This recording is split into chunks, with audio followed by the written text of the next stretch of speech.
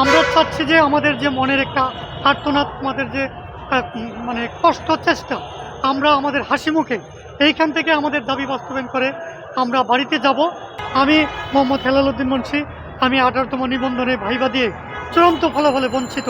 আমি সহকারী শিক্ষক ইংরেজি ডিপার্টমেন্ট থেকে পরীক্ষা দিয়েছিলাম। আমাদেরকে অনশন ভাঙার জন্য অনুপ্রেরণা দিয়েছেন, সেই বিশ্বাস রেখে আমরা আমাদের অনশন ভঙ্গ করেছি।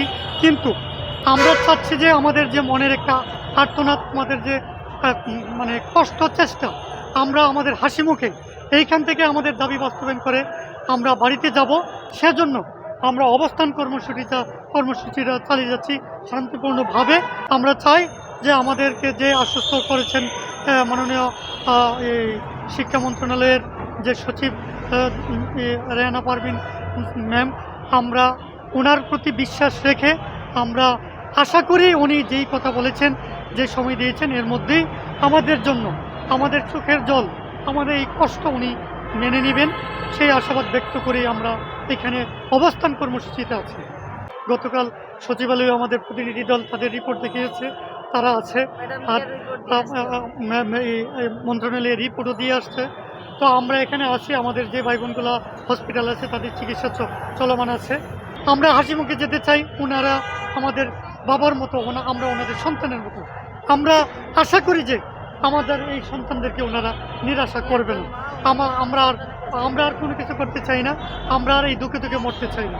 শিক্ষা সচিব জনাব রেহানা পারভিন ম্যাডামের সাথে আমাদের কথা হয়, তখন উনি আমাদেরকে আশ্বস্ত করেছে যে আমাদের বিষয়টা উনি দেখবেন, আমরা যেন অনশন ভঙ্গ করি।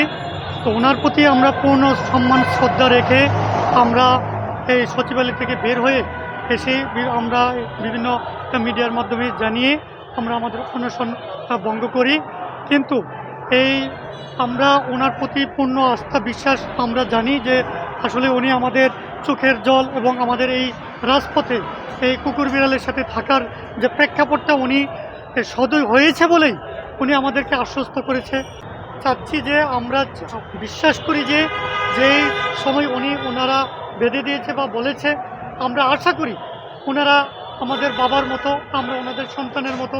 ওনারাও চাইবে না যে আমরা সর্বোচ্চ বিদ্যাপীঠ থেকে পড়াশোনা অর্জন করে লক্ষ লক্ষ প্রার্থীকে পিছনে ফেলে দিয়ে আজকে আমরা একটা পর্যায়ে রিটেনে উত্তীর্ণ হয়েছি, যেখানে রিটেনে এর নাম্বার ভাইবার নাম্বার যুক্ত হয় নাই, তারা ওনারা বিবেচনা করবে, সে আশা আমাদের আছে এবং বিশ্বাসও আছে।